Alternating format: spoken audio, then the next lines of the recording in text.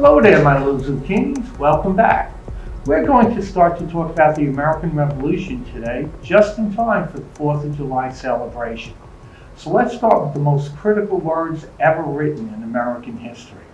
We hold these truths to be self-evident, that all men are created equal, that they are endowed by their Creator with certain unalienable rights, that among them are life, liberty, and the pursuit of happiness.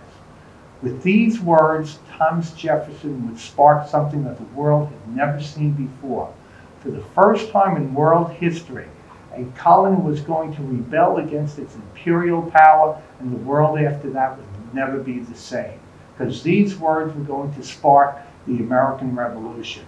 This American Revolution was something that no rational person would ever expect the colonies to win.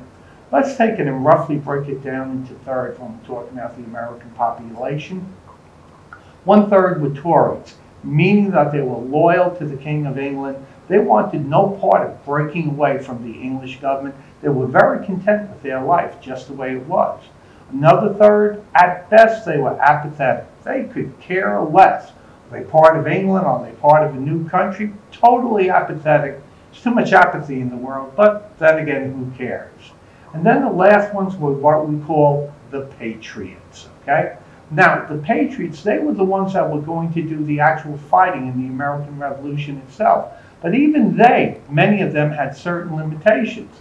They were going to be patriots and take part in the fighting so long as it didn't interfere with their farming season or so long as it didn't interfere with their job, okay? As Americans, we know, or at least we should know, the things that are associated with the American Revolution. Things like democracy, the Bill of Rights, life, liberty, the pursuit of happiness.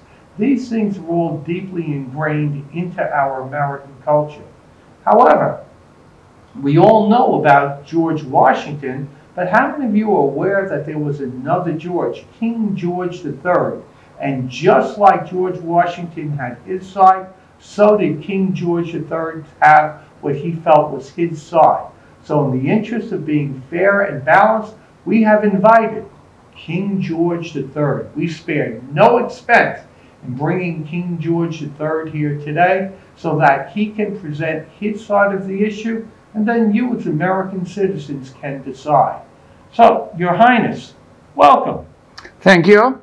Always a pleasure having you here. So, let me address the issues that the American colonists had about King George III.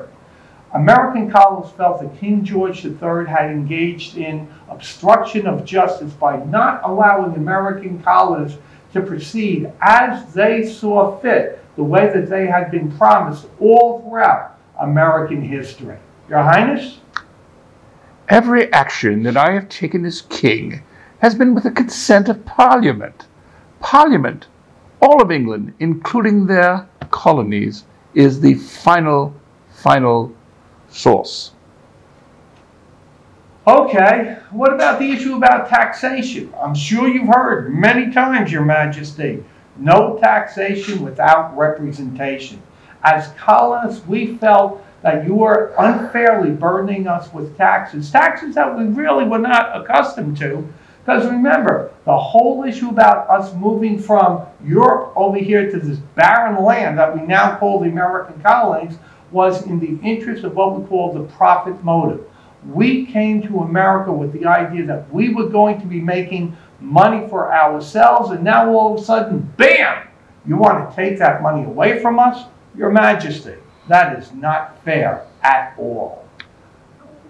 Sir, all monies that are raised in taxes, regardless of the source, goes to protect and defend England and her colonies. You American colonies have never been asked to pay a single shilling in your own defense. Actually, the people of England are paying a higher tax to support you, the colonist. Ungrateful. Oh, please, give me a break. Your Majesty, okay, you have abolished colonial legislatures. Colonial legislatures is where the people go so that they can voice their opinion. It's their sense of representation that we feel we have to have. And what have you done? You have abolished them, Your Majesty. The colonial legislatures exist at the pleasure and consent of Parliament. If they violate English law in any way, they can and will be abolished. That was English law, you said, Your Majesty? English law. Okay, thank you very much, okay? Now, under your English law, you're telling us that we've got to quarter English troops. As far as we're concerned, remember the Boston Massacre? Okay? Your guys slaughtered a whole bunch of our guys. As far as we're concerned, the quartering of English troops is illegal, immoral, and we don't want it. As well as being illegal, immoral, and you don't want it, as you say, it is also a cost-saving measure to reduce these taxes that you hate so much. It is the least that the colonists can do to support their own defense. Right. Okay. Look, Your Highness, Your Majesty, I have tried to be polite. You're just not hearing what we, the colonists, feel about how England is treating us. I'm sorry, Your Majesty. This may be treason, but as far as I'm concerned, King George III is a tyrant. Sorry. As your sovereign, as the sovereign king of England, I am doing what is best for all of the English people throughout the empire. Well, you know, I thought I knew everything that there was to know about the American Revolution, and now it's just reached the point that I'm just simply too confused to understand all of this. Well, guys, don't be confused. His Majesty and I have tried to present both sides of the American Revolution.